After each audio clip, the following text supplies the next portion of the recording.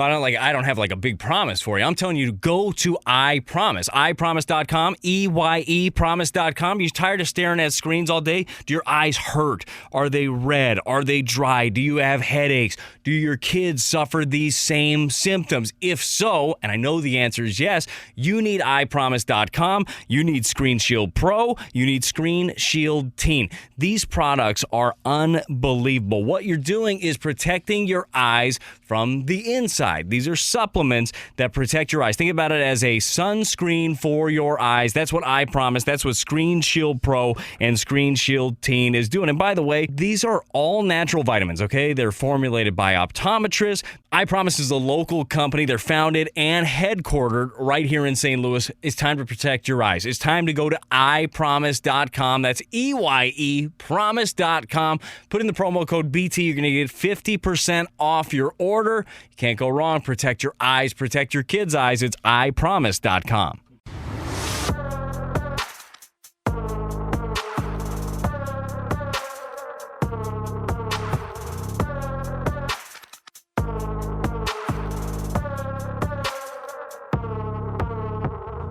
Carricker and Smallman with Danny Mac on 101 ESPN. We go to the Brown and Crouppen Celebrity Line, and Hall of Famer Chris Pronger joins us. Chris Pronger, good morning. First of all, how you doing? I'm doing great. How about you guys? Everything's good. Now, Dan McLaughlin consistently says that Chris Pronger is my dog. So are you two together? Are you dogs? Oh, Danny Mac. Yes, sir. Yes, sir. Well, Michelle just said, should I call him Chris or Prongs? And Christopher, I got to tell you, it's just great to have you on the show and have a chance to catch up. It takes me back to our intermission days and maybe some late nights. It's just wonderful to hear my dog on the radio. So how you doing, Chris? I'm doing fabulous. Thanks for having me, Danny. It's good to talk to you again. Yes. It's been a long time. Yeah, it's been 2 weeks. I got something I want to ask you before we get into the nuts and bolts of this thing. You are running Well-Inspired Travels. This has become your passion, which is really cool. You and your wife have come up with this, and then a pandemic did hit, so that may have put things on the side a little bit, but we're all coming out of it, and you're doing tons of stuff with travel, with your kids and your family and helping out other families. So before we get into this, you're not in hockey right now. Tell us about Well-Inspired Travels. Yeah, no. So my wife actually came up with the concept and ideas. We're obviously, from a health and wellness perspective and the healing powers of travel, very interested in how we can help families, businesses, business owners, other athletes and their families kind of manage their day-to-day lives and using travel as a vehicle to help them from a health and wellness perspective, whether it's stress management, pressure on families. We have a unique understanding as to the demands of the time, the pressures of the job, the fame, the fortune, stress on home life, pressure on kids, all that unique stuff that as you look at kind of that cross-section of clientele is very similar across the board. And whether it's helping an athlete learn a new holistic healing method that's going to allow him to play at a more optimal level, or a CEO of a major corporation learn a new sleep management technique that's going to allow them to be fresher and sharper and make better decisions, things of that nature. It really kind of runs the gamut, and we're excited about it. It's something that we feel is lacking in the travel industry, and something that we're trying to bring to market and make more of a focal point on. Yeah, and you were supposed to line up a fishing trip with me. That was the only thing that you were supposed to do a couple weeks ago. Working on it. Okay. Still working on it. All right, well, you've been ghosting me. I'm just making sure that we're public about this. It's all about perfection, Danny. Okay, I want our first trip together to be memorable. It sounds adorable to me. Randy, go right ahead. Michelle. Well, Chris, let's apply that to some news that the Blues announced this week about your jersey retirement. A lot of people were looking forward to that moment this season, but it's postponed until next season because of the limited number of fans in the arena. And while I'm sure that's disappointing to you to have it pushed back, I think everybody wants you to have that moment to its fullest extent. Yeah, no, I certainly understand, and had a conversation with the marketing staff down at down at the Blues office, and I completely understand, and I wouldn't want to do the jersey retirement number ceremony, etc., without the fans there, without having a packed house, without having friends and family and loved ones there that can revel in the moment and take it all in as much as I would love to as well.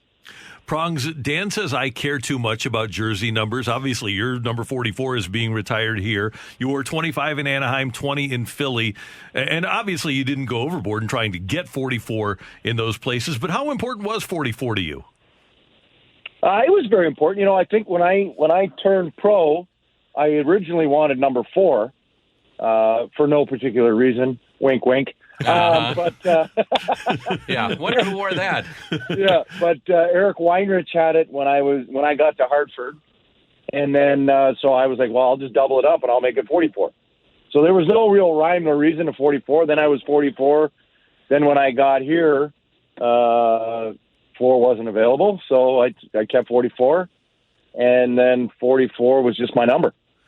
And then when I got to Anaheim, Rob Niedermeyer had 44, so I took 25 for no particular reason other than when you look at 25 on the back, that's the widest and biggest numbers that it can make you look. So that's why I did that. And then, good thinking. Oh yeah, you really needed help to look big on the ice, but hey, whatever. Yeah, you gotta do what you gotta do, right? And then, and then 25 was Matt Carl when I got to Philly, so I took 20, and that was again the same thing. It's the widest, biggest numbers you could put on a jersey to make you look bigger, and I needed it. No, you didn't. Okay, let's just be honest. You're about 7'5" on skates, so you didn't need it. I'm curious. We had the passing of Bob Plager yesterday, and when you got to town, the trade was, people are going nuts. There goes Brendan Shanahan. Who's this Chris Pronger? Well, Chris Pronger winds up being a Hall of Famer, but it took a while to get there. How helpful was Bob at times for you in navigating the waters of just the town, the media, the pressure, all the expectations that came along with that trade? I'm just curious about that and your personal relationship with Bob.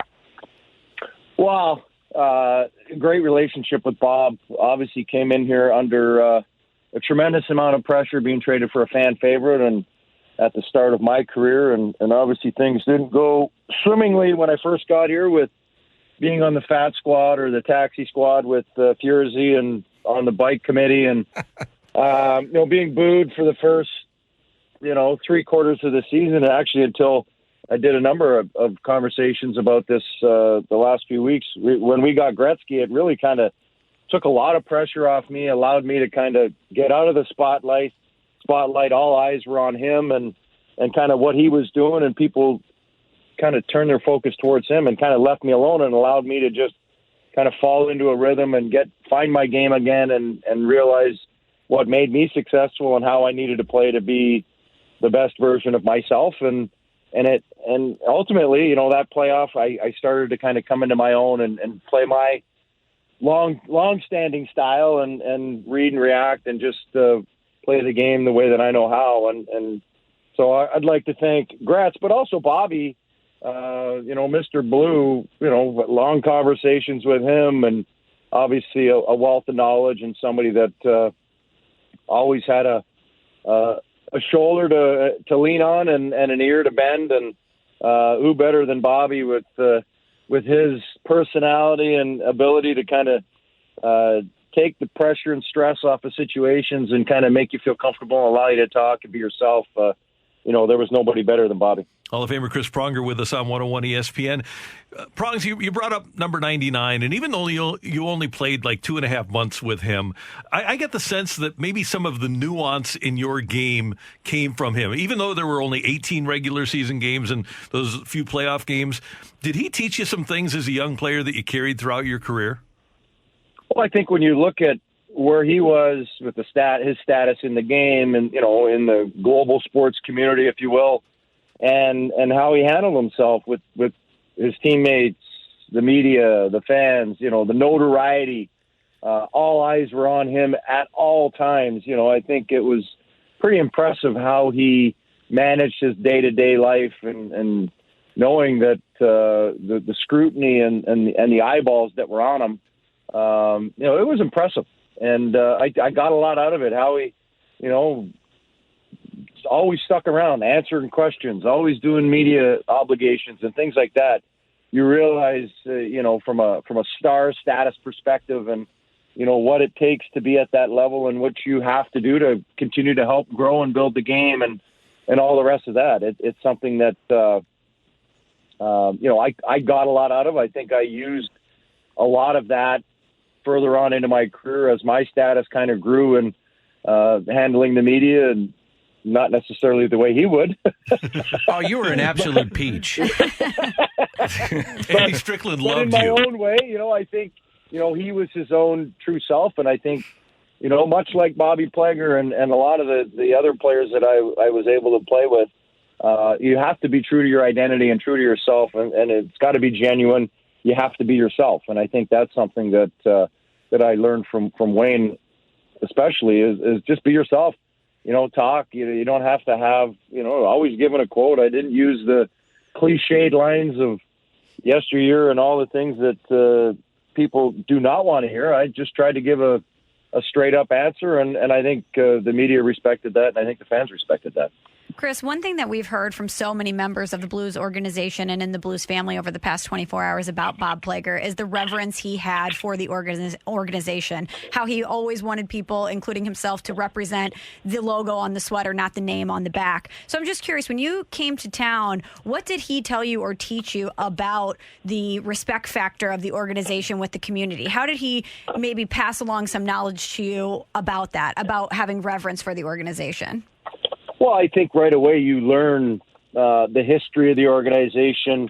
Obviously, being one of the first members in '67 of the franchise, and kind of what it meant to him. He was always talking about the beginning years and how the team got started, and the different ownership groups, and just discussing the history and the tradition of the franchise. And that allows you to get a better understanding and appreciation for where it is, where it's come from, and where it is now. And you're able to kind of really grab the torch and kind of run with it. And I think, no greater sight was when they won, and a couple of years ago won the Stanley Cup, and how vested the alumni were in the win and the victory of the Stanley Cup and the parade and all of that. And I think you see the players take hold with Bobby and really understand what the alumni means to this franchise, why there are so many alumni that live in town, and I think Bobby epitomized that, and the players of, my era to the players now really understood and recognized what those first few years of the franchise mean and meant, and who those players were, and I think when you look up to the rafters and you see the numbers retired, why they're up there. And now the Blues alumni, including Chris Pronger, have developed and created the Blues Alumni Assistance Fund, which will provide relief to local small businesses throughout St. Louis and the metro area that have been affected by COVID-19. And that's a great cause, Chris. And I know that you guys want to raise $300,000, which will be matched by an anonymous donor, for a total of $600,000 to small business here in the St. Louis area. People can go to stlbluesalumni.com, but that's a great endeavor on the part of the alumni. Yeah, no, we're excited about it. I think when you look at what COVID and coronavirus and the pandemic and everything has kind of done to communities around the world, but here at home in St. Louis, it's been devastating. And especially from a small business perspective, nobody's been hit harder than them. So some might say it's not a whole lot, but it is a tremendous amount when you're trying to make payroll, you're trying to make rent, you're trying to make ends meet and stave off bankruptcy or stave off shutting your doors, and in hopes that this pandemic will end soon and we'll get back to normalcy and everyday life. But I think it's something that we as an organization, as an alumni, wanted to put together and just try to help those that have been so gracious and helpful to us over the years. Prongs, we're going to wrap it up with this. People ask me all the time in sports about the guys that just dominated their game, and I say that the year that Chris Pronger won the MVP is the most dominating hockey season I've ever seen. So there's that, and then there's the picture that was sent to me, I guess a couple years ago. I got to ask you, what the hell is wrong with you when you are smashing Justin Bieber up against the glass? And it's not only Justin Bieber in a charity function with Chris Pronger on the ice getting his face smashed up on the glass. The best part is you look up a little bit and Chris Pronger is smiling like giddy about. What is wrong with you? He deserved it. I was having fun with him, and he started trying to act like he was good. So I needed to kind of give him a little back massage. And it's funny, I didn't even know the camera was there, so I was laughing at him, like giving him a little back rub with my stick and kind of giving him a little back crack. You can call me a chiropractor. I needed, I was trying to make him a little taller, trying to help him out, make him feel good. That's why you're my dog. That's why. Things like that. Oh, what a beauty. What a beauty. Yeah. Prongs, great to hear your voice. And once again, people can go to STL Blues Alumni to donate to the Blues Alumni Assistance Fund. Thanks for what you do in the community, and thanks for taking time with us today. We do appreciate it. Have a great weekend. All right. Thanks, guys. Thanks for having me. You got it. Thanks, Prongs. Chris Pronger with us on 101 ESPN. What a beauty. Clorox knows you want your clothes smelling fresh and clean, but what happens? That's why we created Clorox fabric sanitizers to freshen up your clothes between washes, pre-treat extra stinky laundry, and make sure every last odor comes out in the wash. Clorox fabric sanitizers take care of all that and eliminate 99% of odor-causing bacteria. Plus, they're bleach-free and safe for all colors and fabrics. When it counts, trust Clorox. Winning comes in all shapes and sizes. Every day there's an opportunity for a win, just like scratchers from the Virginia Lottery. Everyday grab and go, everyday giftable, everyday fun. It's where anticipation meets instant gratification. And they're satisfying to scratch, no matter the outcome. Like the new Virginia Lottery Scratcher Colossal Cash. It's loaded with $100 to $500 prizes. Now, that's an everyday win. Drive to the nearest Virginia Lottery retail location and pick up a scratcher today. Odds of winning any prize, 1 in 3.21.